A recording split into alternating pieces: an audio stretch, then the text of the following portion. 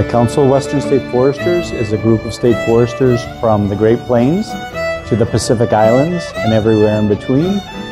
Our goal and purpose and mission is to impact natural resources and forests across the Western United States. The Western Forestry Leadership Coalition has the Western State Foresters combined with our federal partners with the U.S. Forest Service. We work on all lands across Western U.S.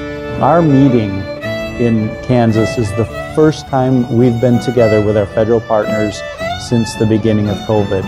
It's an opportunity finally for us to convene in a location that's neutral and interesting to us all, to get a chance to come together to work on national as well as Western issues, and also to visit the landscape and have a host state show us the things that are important to them, show us the way forestry is important to the people of Kansas, and also to show and showcase their landscape. And the campus here has been a great place for our meeting backdrop. This week there was about 50 participants in attendance.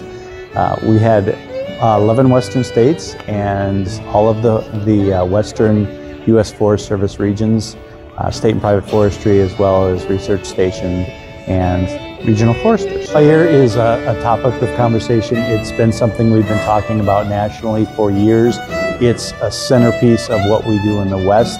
It's a place where federal and state partners come together from the Pacific Islands literally to the Great Plains.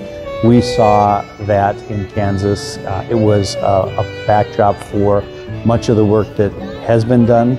I think many of the participants were, quite frankly, shocked and surprised by what goes on in the Great Plains and how fire changes the landscape in the Great Plains, and really how fast fire spreads and the danger.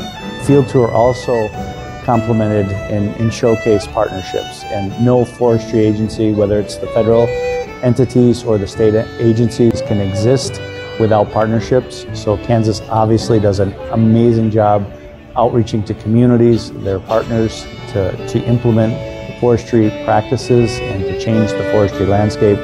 All of that was showcased here in Kansas.